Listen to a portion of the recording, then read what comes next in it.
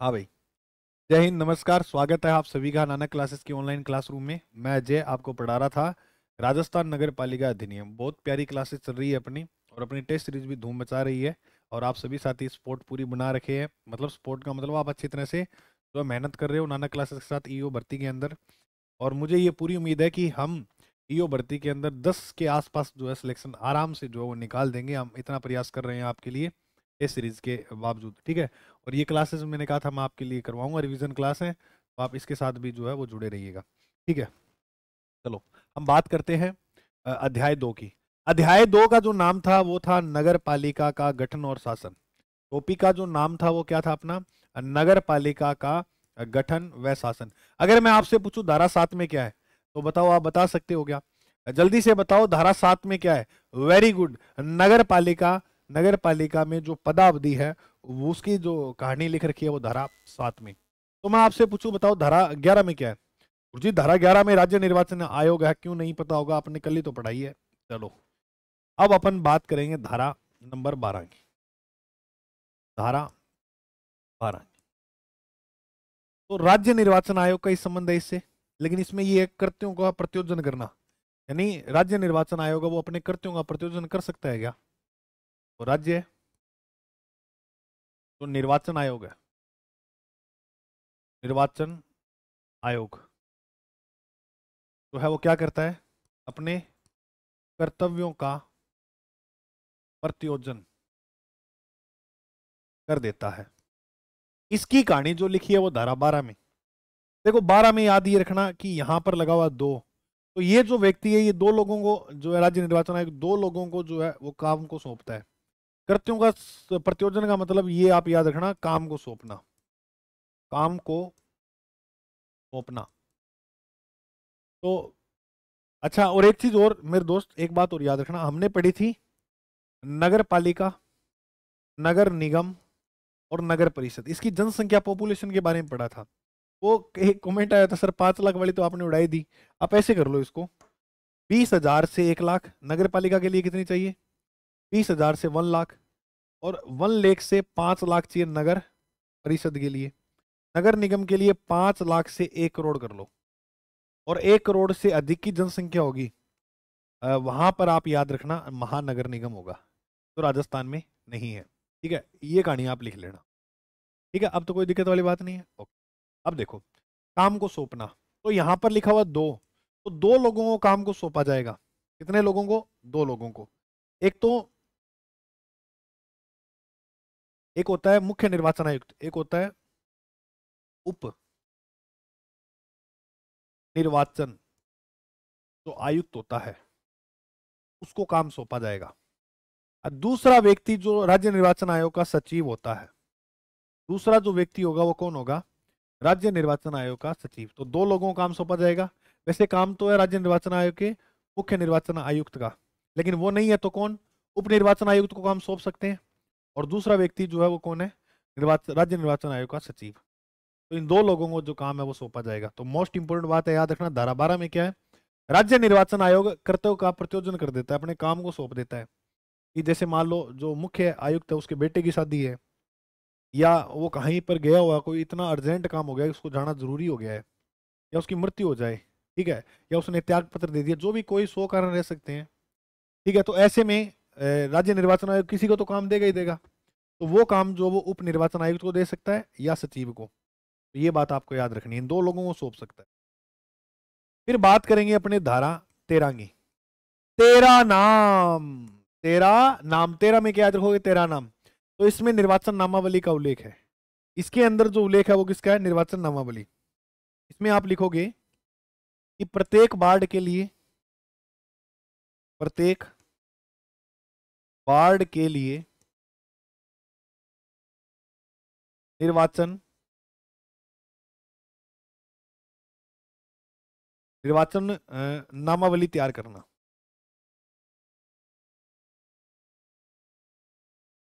तो प्रत्येक वार्ड के लिए क्या तैयार करना? निर्वाचन नामावली। अब ये जो निर्वाचन नामावली है, क्या है भाई? निर्वाचन नामावली जो है वो तैयार कौन करेगा? सबसे बड़ी बात ये, अरे निर्वाचन नामावली का मतलब होगा कि जी अपने वार्ड होता है, और वार्ड के अंदर अपने जो वोटर लिस्ट के अंदर मतलब नाम शामिल करवाना कि आपका वोट बना है नहीं बना, बना है तो इस ये जो निर्वाचन यानी वोटर लिस्ट है इसके अंदर आपका नाम है या नहीं है, तो उसकी बातें लिख रखी है धारा 13 में। जितने भी वार्ड हैं उन प्रत्येक वार्ड की एक निर्वाचन नामावली होगी। निर्वाचन नामावली जो तैयार करेगा वो कौन करेगा? तो निर्वाचन रजिस्ट्रीकरण अधिकारी जो इसकी इसको तैयार करेगा। निर्वाचन रजिस्ट्रीकरण अधिकारी, रजिस्ट्री रजिस्ट्री रजिस्ट्री रजिस्ट्री रजिस्ट्रीकरण अधिकारी। एक तो ये प्रश्न याद रखना मोस्ट इंपोर्टेंट है। 13 में तेरा नाम जुड़वाना है, 13 में तेरा नाम जुड़वाना है तो राज्य निर्वाचन रजिस्ट्रीकरण अधिकारी जो वो इसको तैयार करेगा नामावली को। सर इसकी नियुक्ति कौन करता है? ये मोस्ट इंपोर्टेंट क्वेश्चन आपको याद रखना है, वेरी इंपोर्टेंट क्वेश्चन है, वेरी इंपोर्टेंट क्वेश्चन है। निर्वाचन रजिस्ट्रीकरण अधिकारी की नियुक्ति जो है वो राज्य सरकार से परामर्श लेकर, राज्य सरकार से परामर्श लेकर यानी परमिशन लेकर, राज्य सरकार से परामर्श लेकर राज्य निर्वाचन आयोग, राज्य निर्वाचन आयोग द्वारा जो है, आयोग द्वारा जो है वो इसकी क्या की जाती है? नियुक्ति की जाती है। मोस्ट इंपोर्टेंट क्वेश्चन है। निर्वाचन रजिस्ट्रीकरण जो अधिकारी है वो जो है वो नामावली तैयार करेगा, वोटर लिस्ट बनाएगा। तो एक शर्त यह है कि इस निर्वाचन रजिस्ट्रीकरण अधिकारी की जो नियुक्ति है इसकी नियुक्ति कौन करेगा? तो इसकी नियुक्ति करेगा राज्य निर्वाचन आयोग। ये प्रश्न मोस्ट इंपोर्टेंट है। नियुक्ति कौन करेगा? राज्य निर्वाचन आयोग। किससे पूछेगा? राज्य सरकार से। राज्य सरकार से परमिशन लेकर इसकी नियुक्ति कर देगा। अब आपको याद रखना है निर्वाचन नामावली में किस किस व्यक्ति का नाम जोड़ा जाएगा। दो योग्यता मोस्ट इंपोर्टेंट है। एक तो न्यूनतम आयु कितनी होनी चाहिए? 18 वर्ष। न्यूनतम आयु वार्ड में नाम जुड़वाने के लिए कितनी होनी चाहिए? एक तो आपको ये बात याद रखनी है 18 वर्ष। ठीक है गुरुजी। दूसरी बात, वार्ड का मामूली निवासी हो, वार्ड का मामूली निवासी हो, मामूली निवासी हो, वार्ड का मामूली निवासी हो। याद रखना इन दो लोगों का जो नाम है वो इसके अंदर जोड़ा जा सकता है। पहली बात, कम से कम 18 साल का भाई साहब होना चाहिए। दूसरी बात, वार्ड का जो है वो मामूली निवासी होना चाहिए। सर किस व्यक्ति का नाम नहीं जोड़ा जाएगा? किस व्यक्ति का नाम नहीं जोड़ा जाएगा? तो हम लिखेंगे नाम, नामावली में नाम नहीं जोड़ा जाएगा। कौन व्यक्ति होगा वो? देखो भाई, नाम उसका नहीं जोड़ा जाएगा जिसने किसी भूमि पर कब्जा करके रह रहा हो, कब्जा करके रह रहा हो। ठीक है। दूसरी बात, किराए पर रह रहा हो, किराया भरता है, ठीक है, या कोई हॉस्टल में रह रहा है, छात्रावास में रह रहा है, ठीक है, या कोई कारावास के अंदर जेल में गया हुआ है, जेल में गया हुआ है, या कोई जमीन पर कब्जा करके बैठा है, किराए पर रह रहा है। अब देखो, आप सोच के देखो कि कोई व्यक्ति है, कोई जमीन पे कब्जा कर लिया उस प्लाट के अंदर, मतलब वहां उस वार्ड के अंदर, और वो कहेगा कि मेरा नाम जोड़ो। कैसे जोड़ देंगे? उसका जब कोई बाढ़, मतलब उसका कोई कर्म का बाढ़ की संख्या नहीं है, उसकी कोई, मतलब उसका जो घर है उसके कोई क्रमांक नहीं है तो उसका वो वारिस नहीं बोल रहा है, ठीक है, तो ऐसे लोगों का नाम नहीं जोड़ा जाएगा। अब मान लो वो है कहीं, मतलब बिहार से है और वो यहाँ किराए पे रह रहा है, तो ऐसे थोड़ी है उसका नाम जोड़ देंगे। तो बाढ़ का मामूली निवासी होना चाहिए। छात्रावास, अब बहुत लोग जो तैयारी करने इधर उधर जाते हैं तो उनका नाम जोड़ दिया जाएगा? नहीं, ऐसे नहीं हो सकता। अगर ऐसे होने लग जाएगा तो भाई वो सदस्य लोग जो बाढ़ पार्षद होते हैं वो ले आएंगे अपने रिश्तेदारों को और यहाँ ला कर नाम जुड़वा लेंगे। तो ऐसा कोई प्रावधान नहीं है। अगर कोई जेल है आसपास, वो वहां रह रहा है, वार्ड के अंदर बनी हुई है, तो ऐसे लोगों का नाम भी जो है वो नहीं जोड़ा जाएगा। ये बात समझ में आ गई आपको बढ़िया तरीके से? अगर मान के चलो कोई व्यक्ति है, वो व्यक्ति होटल में रह रहा है, अरे बात तो वही आ गई ना सर, चाहे होटल में रह रहा हो या कहीं धर्मशाला में रह रहा हो या फुटपाथ पर रह रहा हो, लेकिन वो उस वार्ड का निवासी नहीं है तो उसका नाम नहीं जोड़ा जाएगा। वहां का वार्ड का मामूली निवासी वो होना चाहिए, उस व्यक्ति का नाम ही जोड़ा जाएगा, अन्यथा व्यक्तियों का नाम नहीं जोड़ा जाएगा। अब दूसरी बात, क्या सर कोई भी व्यक्ति जो है वो एक से अधिक वार्ड में नाम जुड़वा सकता है क्या? तो एक ये बात याद रखना, एक व्यक्ति एक से अधिक वार्ड में नाम भी नहीं जुड़वा सकता, अधिक वार्ड में नाम नहीं जुड़वा सकता, नाम नहीं जुड़वा सकता। एक व्यक्ति जो है वो एक से अधिक वार्ड में नाम भी नहीं जुड़वा सकता, यानी एक से अधिक वार्ड में तो कैसे यहां भी वोट दे लेगा, वहां भी दे लेगा, 3 नंबर में दे लेगा, 4 में, ऐसे तो नहीं कर सकता। एक वार्ड में एक व्यक्ति अपना जो है वो वार्ड का जहां का मामूली निवासी होगा वहीं नाम जुड़वा सकता है। दूसरी, अहर्ता की जो तारीख मानी गई है वो क्या मानी गई है? ये प्रश्न मोस्ट इंपोर्टेंट है, याद रखना। ये तारीख मानी है 1 जनवरी, यानी ये जो 18 वर्ष न्यूनतम आयु मैंने लिखाई, मैंने आपको अभी जो आयु लिखाई है न्यूनतम कितनी, 18 वर्ष। ये वेरी इंपॉर्टेंट क्वेश्चन है, याद रखना। अभी जो मैंने आपको 18 वर्ष न्यूनतम आयु लिखाई है, वो न्यूनतम आयु जो है वो कब से मानी जाएगी? 1 जनवरी से। जैसे मान के चलो किसी व्यक्ति का जन्म हुआ है 1 जनवरी 2006 को, जनवरी 2006 को, तो 6 में अगर अपने 18 जोड़ देंगे तो 2024 के अंदर 1 जनवरी 2024 में ये व्यक्ति 18 साल का हो जाएगा। तो क्या 2024 में इसका नाम जोड़ सकते हैं? तो कहेंगे हाँ, क्योंकि 1 जनवरी को ही अपने ने इसकी डेट मानी है। सर अगर मान के चलो या ये 7 जनवरी को पैदा हुआ है तो इसका नाम नहीं जोड़ा जाएगा, क्योंकि 1 जनवरी मतलब इसका जन्म होना चाहिए। अगर 1 जनवरी से 18 साल का हो रहा है तो इसका नाम जोड़ देंगे, अन्यथा नहीं जोड़ा जाएगा। बात समझ में आ गई? ठीक है, तो ये बात अपनी कौन सी है? धारा पढ़ रही है अपनों ने 13। प्रत्येक वार्ड के लिए निर्वाचन नामावली तैयार करना। होगी तैयार नामावली? 14 के अंदर जो बातें लिखी है वो लिखी है अयोग्यता के बारे में, कि किस व्यक्ति का जो नाम है वो निर्वाचन नामावली के अंदर नहीं जोड़ा जाएगा। तो निर्वाचन नामावली में रजिस्ट्रीकरण के लिए निरर्हताएं,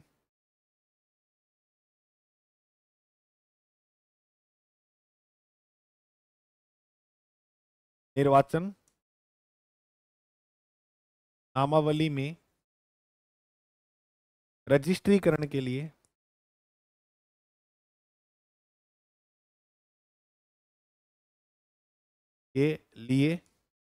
निरर्हताएं,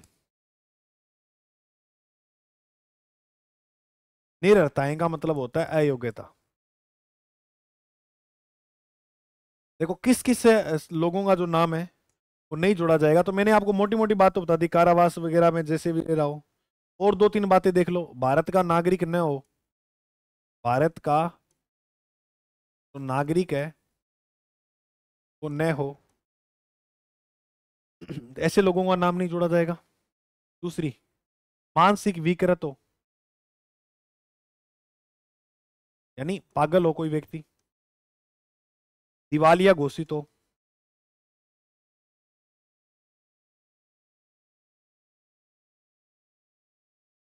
कोई दिवालिया जो है वो घोषित हो, ऐसे लोगों का नाम नहीं जोड़ा जाएगा। देखो भारत का नागरिक नहीं होगा, अंग्रेज आ रहा है, वैसे ही नाम नहीं जोड़ा जाएगा।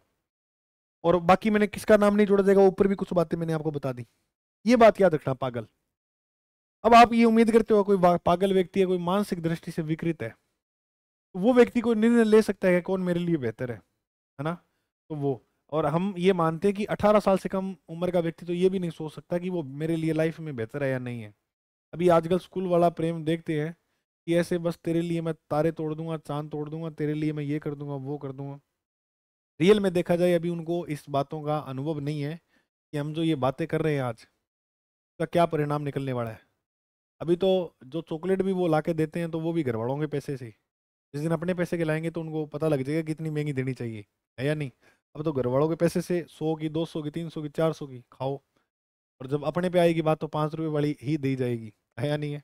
तो कहने का मतलब वो है कि मानसिक दृष्टि से अगर व्यक्ति सक्षम है, कोई चुनाव मतलब जो निर्वाचन नामावली में नाम लिखा है, दिवालिया घोषित नहीं होना चाहिए। कोई बैंक की तरफ से है, बैंक वाले ये ना कहते भाई ये तो दिवालिया घोषित कर दिया गया है ना। ठीक है, अब इसके बाद नेक्स्ट याद रखना, निर्वाचन के संबंध में कोई भ्रष्टाचार ना किया उस व्यक्ति ने। ठीक है, ये बात याद रखना, यानी कानूनी रूप से वो व्यक्ति सही होना चाहिए। कानूनी रूप से अगर वो व्यक्ति कोई बर्खास्त होता है, तो उस व्यक्ति का नाम भी जो है वो नहीं जोड़ा जाएगा।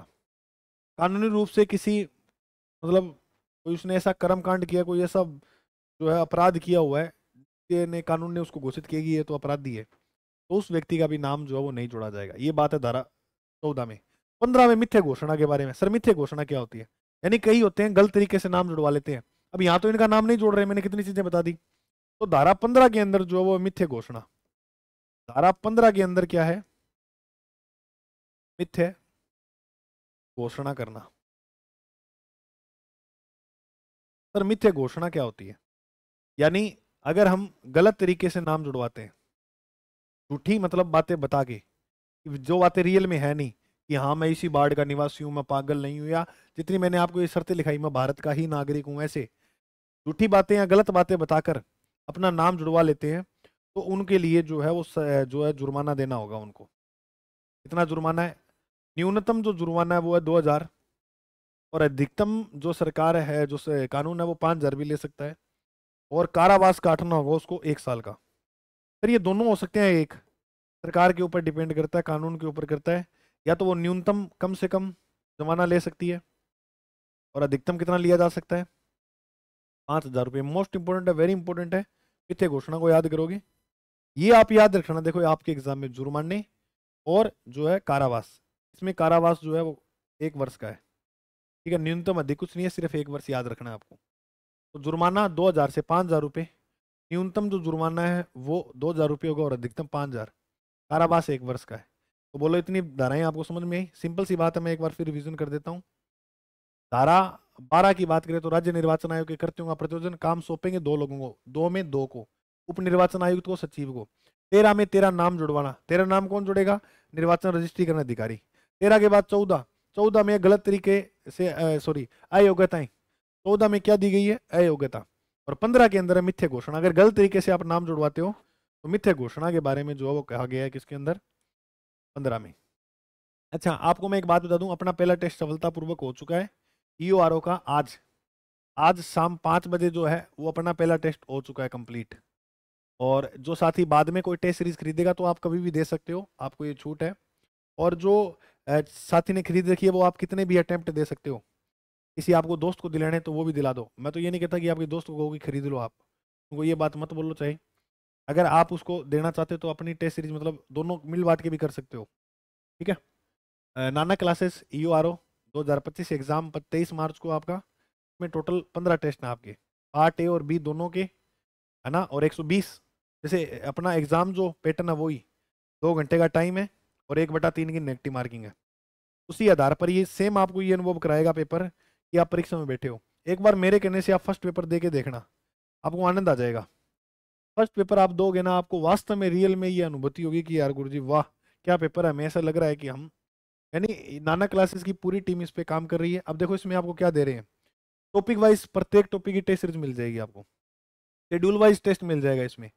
ये है मेन अपने लिए। तो ये तो क्या है कि जैसे आपको मान लो कोई टॉपिक पढ़ा, जैसे महल पढ़ लिए, कोई दुर्ग पढ़ लिए, तो उसके कोई प्रैक्टिस सेट लगाने हो तो यहाँ लगा सकते हो आप। करंट अफेयर की पीडीएफ मिल जाएगी। पिछली बार 20% है करंट अफेयर से, 20 से 21। ये भी बहुत इंपॉर्टेंट है। मेगा टेस्ट भी आपको सारे उपलब्ध हो जाएंगे। तो ऑनलाइन टेस्ट सीरीज के लिए नाना क्लासेस एप्लीकेशन आप डाउनलोड कर सकते हो। ये दूसरे टेस्ट 21 तारीख को है, 21 जनवरी 2025 को। तो जो साथी जुड़ना चाहता है, ये शेड्यूल है। जैसे वो प्रतिहार वंश है, चौहान वंश है, ये तो हो गया इतिहास का। भूगोल में नदियां, झील, वन, मिट्टी। और कला संस्कृति में दुर्ग टॉपिक है। संविधान में मौलिक अधिकार है, नीति निर्देशक तत्व है, मौलिक कर्तव्य है। करंट अफेयर में मार्च अप्रैल 2024 का करंट है। नगर पालिका अधिनियम में अध्याय 2 की धारा 31 से 50 याद करनी है, मैं करवा दूंगा यहाँ आपको। और कार्य संचालन में वार्ड समितियां 51 से 66। कोशिश करूंगा मैं ये टेस्ट के हिसाब से आपको पूरा करवा दूंगा आपको। और योजना में पढ़नी है आपको अमृत मिशन, शिव सर द्वारा ये योजनाएं आपको कुछ समय में यूट्यूब पर मिल जाएंगी फ्री। और ये जो मैं आपको पढ़ा रहा हूँ ना, ये कोर्स आपको ऐप पर भी इसी के अंदर फ्री उपलब्ध हो जाएगा, इसी टेस्ट सीरीज में। क्योंकि इस यूट्यूब पर क्या है, एड वगैरह आती है तो उसमें थोड़ी दिक्कत हो सकती है आपको। ऐप के अंदर आप कंटिन्यू देख सकते हो, कोई दिक्कत नहीं होगी। हाँ, अब अपने बात करेंगे धारा 16 की। धारा 16 के अंदर है मुख्य निर्वाचन अधिकारी। धारा 16 के अंदर क्या है? धारा 16 में मुख्य निर्वाचन अधिकारी। निर्वाचन अधिकारी, मुख्य निर्वाचन अधिकारी की नियुक्ति कौन करेगा? ये बताओ आप। अरे सिंपल सी बात है, मुख्य निर्वाचन अधिकारी यानी जो चुनाव करवाएगा वो अधिकारी, उसकी नियुक्ति कौन करेगा? अब ये सारा मामला जो है किसके अंडर में आता है? ये सारा का सारा मामला आता है निर्वाचन आयोग। तो इसकी जो नियुक्ति है वो राज्य निर्वाचन आयोग करेगा। राज्य निर्वाचन आयोग। अच्छा, ये परामर्श किससे लेगा? आयोग द्वारा की जाएगी, और राज्य सरकार से परामर्श लेगा। राज्य सरकार से परामर्श लेकर। ये वेरी इंपॉर्टेंट है दोनों धारा। एक तो है ये थोड़ा मुख्य निर्वाचन अधिकारी, एक है धारा 17 जिला निर्वाचन अधिकारी। धारा 17 के अंदर क्या है? धारा 17 में है, मोस्ट इंपॉर्टेंट है, धारा 17 में क्या है? जिला निर्वाचन अधिकारी। जिला निर्वाचन अधिकारी। अब देखो समझना, अगर हम बात करें जिला निर्वाचन अधिकारी की, तो मोस्ट इंपॉर्टेंट बात ये याद रखनी है इसमें, जिला निर्वाचन अधिकारी है ये एक है। मान लो क्या ये दो जगहों पर, एक ए जगह एक बी स्थान है, क्या दो जगहों पर ये निर्वाचन अधिकारी रह सकता है क्या? तो आप बोलोगे जी हाँ, ये बात एकदम सही है कि एक जिला निर्वाचन अधिकारी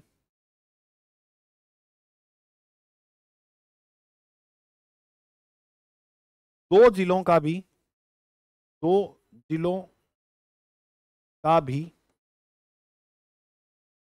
एक साथ, एक साथ, दो जिलों का भी एक साथ, एक साथ निर्वाचन अधिकारी हो सकता है। अधिकारी हो सकता है। तो एक व्यक्ति जो है, एक ये जो आपको दिख रहा है जिला निर्वाचन अधिकारी, क्या ये दो जिलों का भी निर्वाचन अधिकारी हो सकता है? तो आप बोलोगे यस, ये दो जिलों का निर्वाचन अधिकारी भी हो सकता है। धारा 17 में हो गया, ठीक है गुरुजी। अब पढ़ो धारा 18 में। धारा 18 के अंदर लिखा हुआ है कर्मचारी वृद्ध का उपलब्ध करवाना। 18 में 8 में ठाट हो जाएगी। धारा 18 में क्या है? धारा 18 में है कर्मचारियों का उपलब्ध कराना।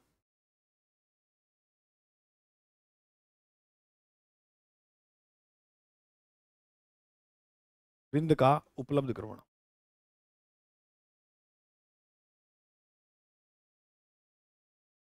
अच्छा, ये काम किसका होगा? कर्मचारियों को जो उपलब्ध करवाएगा, ये काम जो है वो किसका होगा? तो कर्मचारी उपलब्ध करवाने का जो काम है वो राज्य निर्वाचन आयोग का होगा।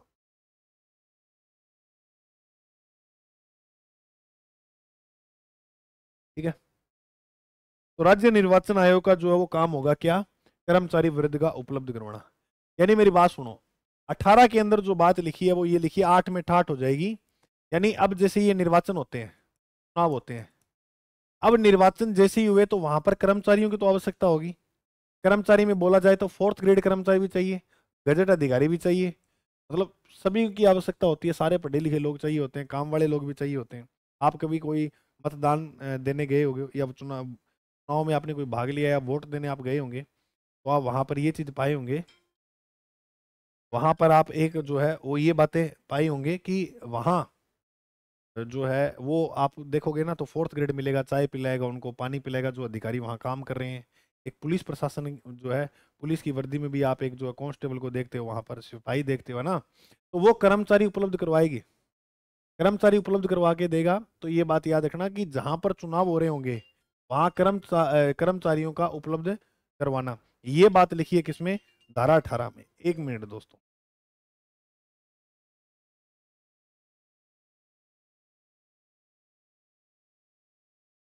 हाँ जी, तो क्या है? अपने कर्मचारी को उपलब्ध करवाना।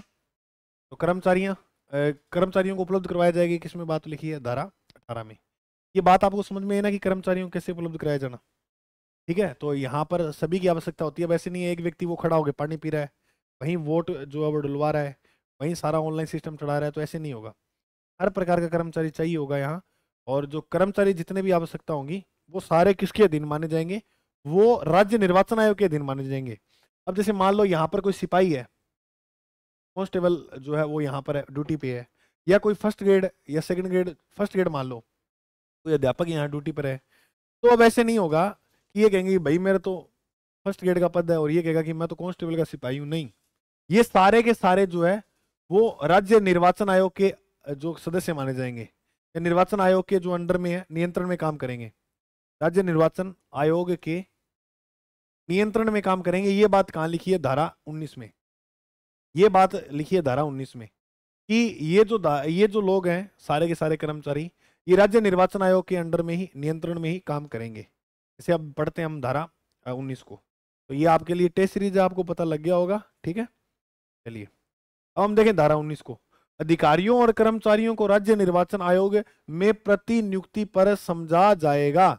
यानी यहां पर अगर हम बात करें तो ये चाहे अधिकारी है, चाहे गजेट अधिकारी है, चाहे कोई सिपाही है, तो राज्य निर्वाचन आयोग के नियंत्रण में काम करेंगे। ये निर्वाचन, राज्य निर्वाचन आयोग के नियंत्रण में कार्य करेंगे। ठीक है, ये बात आपको याद रख लेनी है। चाहे कोई अधिकारी है, चाहे कर्मचारी है। 19 में क्या लिखा है कि ये राज्य निर्वाचन आयोग के अंडर में ही काम करेंगे। धारा 20, निर्वाचन नामावली की तैयारी करने आदि से सशक्त पदीय कृत्यों का भंग होना। यानी जैसे कोई निर्वाचन नामावली निर्वाचन नामावली को तैयार कर रहा है, कौन करेगा? रजिस्ट्री करने अधिकारी। अब अगर मान लो वो इसको तैयार करा और तैयार करते टाइम वो गड़बड़ी कर दे, गड़बड़ी किसी भी सेंस में हो सकती है, या तो उससे खुद से गलती हो जाए कोई, या वो क्या करे, कोई पैसे लेकर, कोई घूस लेकर कई लोगों का नाम चढ़ा दे, धक्के काम हुई, कोई मतलब वाली बात नहीं है, और ऐसे ही जो है वो नाम चढ़ा दे, तो ऐसे पर जो है वो गलत मानी जाएगी। ये बात गलत मानी जाएगी। तो इस व्यक्ति को जो है वो जुर्माना देना होगा। अगर ऐसा कोई पाया गया तो इसको जो है जुर्माना देना होगा। न्यूनतम हो सकता है ये 2000 का, और अधिकतम जो जुर्माना है वो यहाँ पर ये मान के चलो आप 2000 से, एक मिनट पहले अपने कारावास लिखते हैं। इसका कारावास कितना, यानी कितनी सजा दी जाएगी? कारावास की यदि बात करें तो 3 माह से, या तो न्यूनतम 3 महीने, या अधिकतम कितने वर्ष तक का कारावास दे सकते हैं? 2 वर्ष तक का। ठीक है, यहां तो आपको बात याद रखनी है कि न्यूनतम कम से कम तो इसको 3 महीने की सजा देनी है, और अधिकतम जो सजा का प्रावधान है, अधिकतम जो सजा का प्रावधान है, अधिकतम जो सजा का प्रावधान है वो कितना है? 2 साल का। न्यूनतम 3 महीने की सजा तो देनी है, और अधिकतम कितनी दे सकते हैं? 2000 की। और यहां पर जो आप मान के चलो जुर्माना इन पे लगाया जाएगा, जुर्माना तो कम ही है यहाँ, 1000 से 2000 रुपए तक। 1000 से 2000 रुपए तक, यानी ये अधिकतम है, और कम से कम 1000 रुपए जुर्माना तो देना ही होगा। कम से कम 1000 देना होगा, और अधिकतम कितना? 2000। तो बोलो, आपको ये बात समझ में आई? निर्वाचन नामावली की तैयारी करने आदि से सशक्त पदीय कृत्यों का भंग हो जाना। यानी जब निर्वाचन नामावली तैयार करते समय रजिस्ट्री करना जो अधिकारी है वो गलती कर दे, तो उसको कम से कम 3 महीने की सजा मिलेगी, अधिकतम 2 साल की सजा मिलेगी, और जुर्माना देना होगा वो अलग। कितना है जुर्माना? 1000 से 2000। कम से कम 1000 है, और अधिकतम 2000, या तो दोनों ही देने हो सकते हैं। यानी या तो जुर्माना भी लग सकता है, और इन पे जो सजा वगैरह है उसका प्रावधान भी किया जा सकता है। अब इसके बाद अपने पढ़ेंगे धारा 21 को। अब धारा 21 के अंदर क्या है? अब आएगी बात नगर पालिका के सदस्यों की। धारा 21 में, धारा 21 में जो बातें कही गई है वो नगर पालिका के सदस्यों को, नगर पालिका के सदस्यों की योग्यता। देखो, भारत का नागरिक हो, पागल नहीं होना चाहिए, दिवालिया घोषित नहीं होना चाहिए, ये सामान्य बातें हैं। मेन बात मैं आपको लिखाता हूं, न्यूनतम आयु, ये प्रश्न मोस्ट इंपोर्टेंट है। न्यूनतम जो आयु है वो होनी चाहिए 21 वर्ष। न्यूनतम आयु, ये वेरी इंपॉर्टेंट क्वेश्चन है, याद रखना। न्यूनतम आयु कम से कम वो कितने साल का होना चाहिए? 21 साल का। अगर कोई व्यक्ति 21 साल का है तो उस व्यक्ति को वार्ड पार्षद का चुनाव लड़ने के लिए, मतलब कह सकते हैं वो व्यक्ति वार्ड पार्षद का चुनाव लड़ सकता है। तो धारा 21 में क्या? नगर पालिका सदस्यों की योग्यता, न्यूनतम आयु कम से कम कितनी मांगी है? 21 वर्ष। ऐसा व्यक्ति नहीं होना चाहिए जो मतलब कानूनी रूप से सशक्त है, कानून ने उसको काम तमाम किया हुआ है। ठीक है, और दूसरी बात, वो किसी वार्ड का मामूली नहीं, ये तो सिंपल सी बात अपने को पता ही है, वार्ड का मामूली निवासी हो, मामूली निवासी हो, मतलब जहां पर वो चुनाव लड़ रहा है, जहां जिस वार्ड में चुनाव लड़ रहा है वहां का निवासी हो। अगर वहां का नहीं है, मान लो अगर वो कहीं और फार्म भर देता है, तो उस नगर पालिका में किसी ना किसी मतलब निर्वाचन नामावली में उसका, किसी वार्ड की निर्वाचन नामावली में जो है वो उसका नाम होना चाहिए। ये बात आपको याद रखनी है, ठीक है। अब तीसरी बात जो है, सदस्यों को क्या सर आरक्षण का प्रावधान है? बिल्कुल। किसी क्षेत्र विशेष में भी सदस्यों को आरक्षण का प्रावधान किया है। महिला को भी आरक्षण का प्रावधान किया गया है। महिला को यहाँ पर आरक्षण का जो प्रावधान है वो कितना है पता है आपको? 50% है। कितना है? 1/2। कितना किया गया महिला को आरक्षण का प्रावधान? 1/2। अब अपने पढ़ेंगे धारा 21 क। धारा 21 क में क्या विशेष योग्यताएं भर दी नगर पालिका सदस्यों के लिए, कि कुछ सीटें ऐसी हैं जो विशेष योग्यता से भरी जाएगी। विशेष योग्यता, और विशेष योग्यता के अंदर विशेष योग्यता में जो न्यूनतम आयु मांगी है, न्यूनतम आयु मांगी है, न्यूनतम आयु मांगी है, वो मांगी है 21 से 35 वर्ष। ये प्रश्न भी वेरी इंपॉर्टेंट है। विशेष योग्यता में न्यूनतम आयु पूछेंगे तो आप बता देना कितनी? 21 से 35 वर्ष, पहली बात।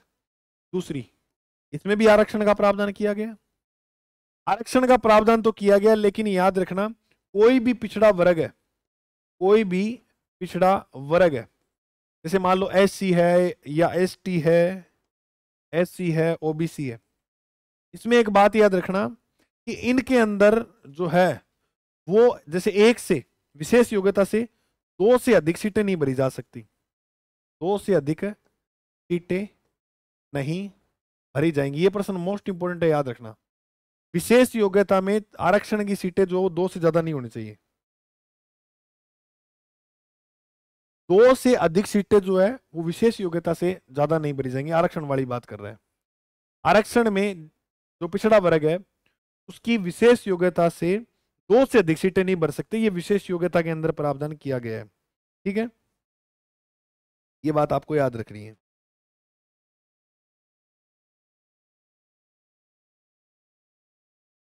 इसके बाद 3 नंबर, 3 नंबर जो आपको बात याद रखनी है वो ये रखनी है, किसी क्षेत्र में अनारक्षित सीटें, किसी क्षेत्र में अनारक्षित सीटें 5 से अधिक है,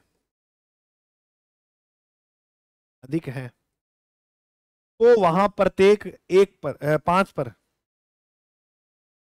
तो वहां प्रत्येक 5 पर एक सीट विशेष योग्यता से भरी जाएगी।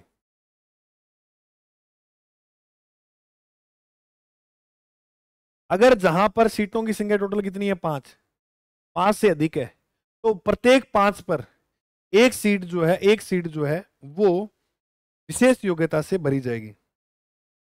अब जैसे मैं आपको बताऊं कैसे। जैसे मान लो कोई अनारक्षित स्थान है जहां आरक्षण का प्रावधान नहीं है, जहां आरक्षण का प्रावधान नहीं है, तो वहां मान लो 3 सीटें हैं, तो 3 सीटों पे तो कोई प्रावधान ही नहीं है, नहीं भरी जाएगी, कोई जरूरी नहीं है भरना कि विशेष योग्यता से भरो।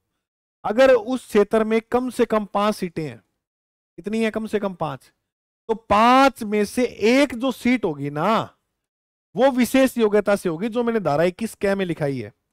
जैसे इसमें न्यूनतम आयु 21 से 35 चलेगी, आरक्षण का प्रावधान भी किया जाएगा, ठीक है। ये सारी की सारी बातें आपको मोस्ट इंपोर्टेंट है, याद रखनी है। किसी क्षेत्र अनारक्षित सीटें हैं वहां, लेकिन 5 से कम है तो नहीं कोई जरूरत है, लेकिन 5 से जैसे ही अधिक है तो वहां प्रत्येक 5 पर एक सीट विशेष योग्यता से भरी जाएगी। प्रत्येक 5 का मतलब पता क्या हो गया? जैसे मान लो 5 सीटें हैं तो एक, अगर मान के चलो यहां 10 सीटें हुई तो विशेष योग्यता से 2 भरी जाएंगी। सर मान के चलो 20 सीटें होगी तो 4 सीटें जो है वो विशेष योग्यता से भरी जाएगी। प्रत्येक 5 पर एक बढ़ता जाएगा, प्रत्येक 5 पर जो है वो एक सीट जो है वो बढ़ती जाएगी। बोलो, इतनी बात आपको अच्छे से समझ में आ गई क्या? सच बताना मेरे दोस्त, ठीक है। अब पढ़ेंगे धारा 22। धारा 22 में जो बात लिखी है वो लिखी है, देखो, दो दो में अब आता है कि एक से अधिक वार्ड में, एक से अधिक वार्ड में निर्वाचन लड़ने पर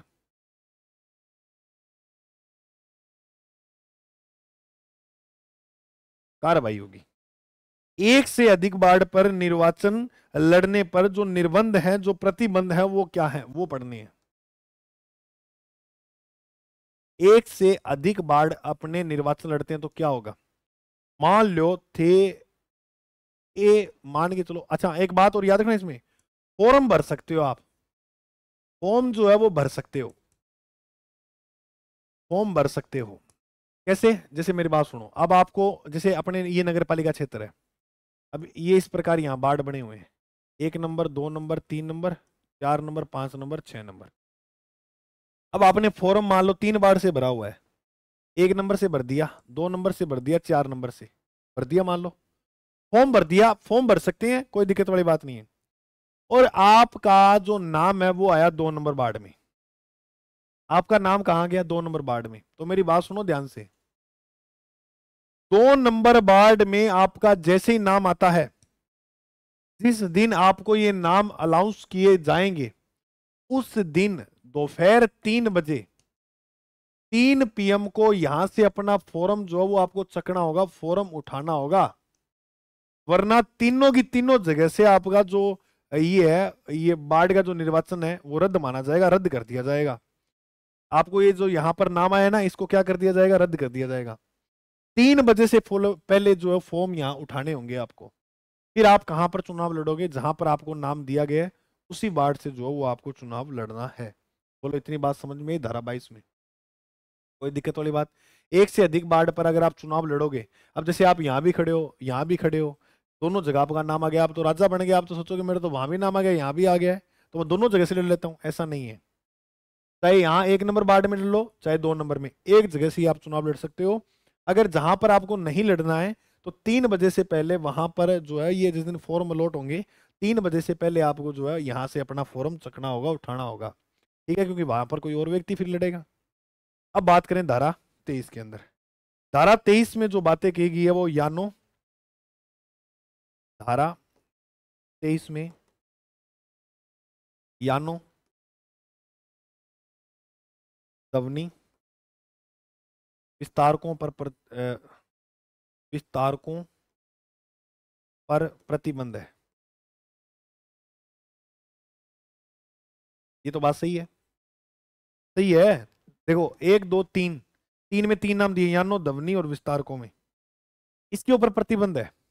कैसे, जैसे आप जैसे आपने आप नाम सुना होगा, चार संहिता लग जाती है, नाम सुना होगा, आंसर लग जाती है, तो उसमें ना तो आप यानों का प्रयोग कर सकते हो, ना अपने मतलब प्रचार के लिए, अपने प्रसार के लिए ना दबनी का प्रयोग कर सकते हो। डीजल लगा लो बड़ा और उसमें बोलो जीतेगा भाई जीतेगा, हमारा भाई जीतेगा, और ऐसे बोलो कि कोई नहीं है, क्यों पड़े हो चक्कर में, राजेंद्र भाई के कोई नहीं है टक्कर में, ऐसे प्रकार से बोलने लगे। विस्तारकों का कोई प्रयोग इस प्रकार से मतलब कोई भी आप यूज नहीं करोगे। बस एक बात याद रखना, प्रश्न आएगा यानो दवनी विस्तारकों का जो प्रतिबंध है वो किस धारा में है, तो 3 शब्द है, और धारा कौन सी है, 23, धारा 24। धारा 24 में अयोग्यताएं, धारा 24 के अंदर क्या है, अयोग्यता। अगर अच्छा आप ऐसा करते हो तो इसके ऊपर आपको पता है क्या जुर्माना, सजा आपको 5,000 रुपये जुर्माना लगेगा आप पे। अगर आप ऐसा करते पाए जाते हो तो आपका जुर्माना है 5,000 रुपये। जुर्माना कितना है, 5,000। ये तो चलो कोई बात नहीं, आप भर दोगे। सबसे बड़ी बात पता क्या है, कि आप अगले 6 वर्ष तक निर्वाचन नहीं लड़ सकते, निर्वाचन पर प्रतिबंध लगा दिया जाएगा आपके। अगर आप ऐसा कोई कर्मकांड करते हुए पाए गए ना, तो 6 साल तक आप आगे आने वाले 6 साल तक जो है वो निर्वाचन नहीं लड़ सकते, है ना। और जुर्माना लेंगे वो अलग, कितना, 5,000 रुपये। तो ये बात है धारा 23 की। यानो दवनी विस्तारकों पर जो है प्रतिबंध है, और 5,000 रुपये 25 तक पड़ेंगे आज जुर्माना, 6 वर्ष तक का निर्वाचन पर प्रतिबंध है। इसके बाद अपन बात करते हैं धारा धारा धारा 24 की। तो धारा 24 के अंदर है अयोग्यता।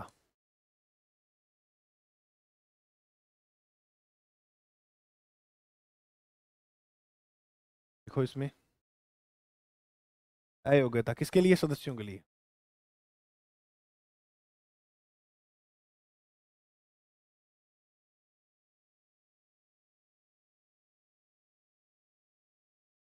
अयोग्यता की बात करें तो भारत का नागरिक न होने पर भी इसकी मतलब काम हो जाएगा इसका।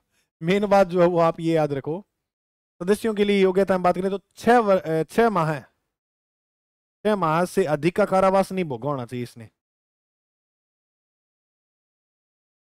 अच्छा, कारावास तो 2-3 महीने को भी होते हैं, वो नॉर्मल मान लो कोई केस में गया हुआ है छोटे मोटे में, तो ऐसे व्यक्ति जो है वो निर्वाचन लड़ सकते हैं, कोई लंबी चौड़ी कहानी नहीं है। लेकिन 6 माह से अधिक का कारावास जो वो नहीं होना चाहिए। एक तो बात ये, 2 से अधिक संतान नहीं होने चाहिए, 2 से अधिक संतान नहीं होनी चाहिए। ये प्रावधान शुरू में तो नहीं था, बाद में कर दिया गया। बात है 26 नवंबर, ये प्रश्न डेट इंपॉर्टेंट है, याद रखना। 1995, वेरी इंपॉर्टेंट है, याद रखना। 26 नवंबर 1995 से ये प्रावधान लागू कर दिया कि हम दो हमारे दो, है ना, कि 2 से अगर अधिक संतान होती है तो सदस्य के लिए निर्वाचन अयोग्य नहीं होगा, ये उसकी अयोग्यता मानी जाएगी। उसके बाद 3 नंबर पॉइंट याद रखोगे, खाद्य अपमिश्रण।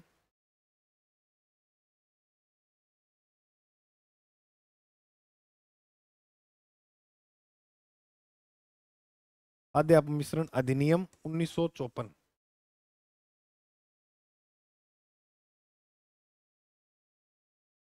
एक तो ये अधिनियम याद रखना कब का है, तो इस अधिनियम के तहत वो व्यक्ति अपराधी ना हो। पर ये अधिनियम तो जो है, इसमें अपराधी कैसे हो सकता है?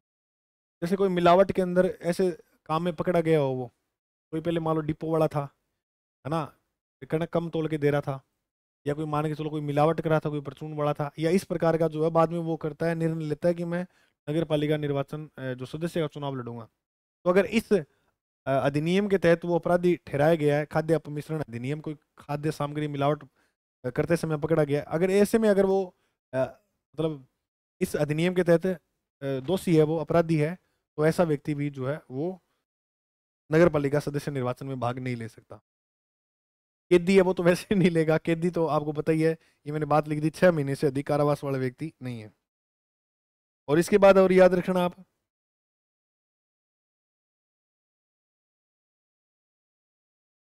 जिसके विरुद्ध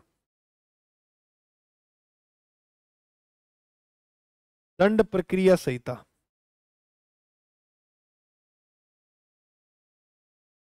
कब की है, ये मोस्ट इंपोर्टेंट है, ये बात भी याद रखना, 1973 की। इसके विरुद्ध दंड प्रक्रिया संहिता, ये धारा 110 आप पढ़ोगे आगे, इसके तहत कोई व्यक्ति अपराधी ठहराया गया है, वो व्यक्ति भी जो है वो निर्वाचन नहीं लड़ सकता। ये प्रश्न याद रखना, दंड प्रक्रिया संहिता कब की, 1900 जो है वो 73 की है। ऐसे लोग जो है वो निर्वाचन में भाग नहीं ले सकते। तो बोलो, धारा आपको 24 तक समझ में आई? एक बार थोड़ा सा मुझे आप 20 से बताओ, थोड़ा रोड गडोड़ ना हो जाए आपके, 20 से मुझे बताओ क्या कहानी है। देखो, 20 की अगर बात करें तो 20 में सिंपल सी बात है, निर्वाचन नामावली की गड़बड़ी नहीं करे। 20 में गड़बड़ी है 21 नगर पालिका सदस्यों की योग्यता, योग्यता में फिर उसके बाद 22 में आप पढ़ोगे कि 2 जगह से चुनाव नहीं लड़ सकता। 21 क्या में विशेष योग्यता से भरी जाएंगी। 22 में 2 जगह से नहीं लड़ सकता। 23 में 3 शब्द है, यानो ध्वनि विस्तारकों का यूज नहीं कर सकता, 4 संहिता के टाइम प्रतिबंध है। और 24 के अंदर ही अयोग्यता, 24 में अयोग्यता, 24 के अंदर जो बातें हैं वो क्या कहेगी अयोग्यता के बारे में। और अब आप कमेंट में बताओगे 14 में, धारा 14 के अंदर जो है वो क्या कहेगी। आप कमेंट सारे जरूर करा करो, इससे जो है हमें खुशी मिलती है कि बिल्कुल जो सभी साथी लोग हैं वो पढ़ रहे हैं। ठीक है, अब पढ़ते हैं अपने धारा 25 में। धारा 25 के अंदर जो लिखा गया वो मतदान का अधिकार है।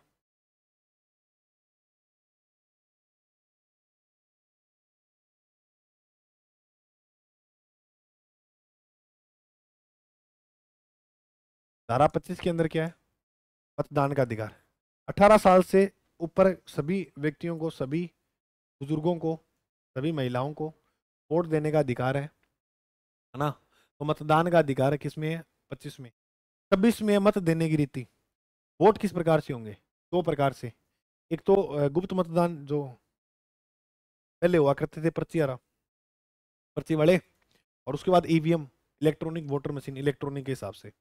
तो फिर एक बात याद रखना, प्रोक्सी वोटिंग का उल्लेख नहीं है अपने। प्रोक्सी वोटिंग का मतलब है किसी की सहायता से वोट डलवाना। जैसे मान लो मैं हूँ यहाँ पर, अब मेरा मान लो वोट अनूपगढ़ में है, ठीक है, तो मैं वहाँ फोन करके दूंगा, अरे यार मैं तो नहीं आ सकता, तो आप ऐसे करो मेरा वोट दे आओ। तो प्रॉक्सी वोटिंग का उल्लेख नहीं है, ऐसा कोई नहीं दे सकता। मेरा वोट मैं ही दूंगा, ये बात है। अच्छा, मतदान का अधिकार में एक बात और याद रखना, अगर मान लो दो जगह से वोट दे दिया तो, दो जगह वोट दे दिया तो, जैसे मान लो यहाँ पर कोई ये निशान है, यहाँ पर ये है, और मैंने यहाँ भी दे दिया, यहाँ भी दे दिया, ऐसे दो जगह वोट दे दिया तो वो वोट जो है वो शून्य माना जाएगा। शून्यकरण मत याद रखना, शून्य माना जाएगा। वोट क्या माना जाएगा? शून्य माना जाएगा। बोलो इतनी बात आपको समझ में आई क्या अच्छे से? मैंने पूरा प्रयास किया आपको याद कराने का। ये सिर्फ रिवीजन क्लास है ना, ऐसे मत मानना कि इसमें मतलब आपको, क्योंकि रिवीजन का ही टाइम बचा है हमारे पास। तो ये टेस्ट सीरीज आपके लिए इंपॉर्टेंट साबित होने वाली है। ठीक है, ओके, मिलते हैं अपने अगली क्लास में। अभी के लिए जय हिंद। और ये शेड्यूल आपको दिए गए शेड्यूल के हिसाब से पढ़ोगे तो भी आपने अच्छी तरह से मैटर कवर कर जाएंगे, कोई दिक्कत वाली बात नहीं। ठीक है दोस्तों, नानक क्लासेस परिवार से जुड़ने के लिए बहुत बहुत धन्यवाद। हमारी क्लास देखने के लिए बहुत बहुत आभार। ठीक है, मिलते हैं अपने अगली क्लास में।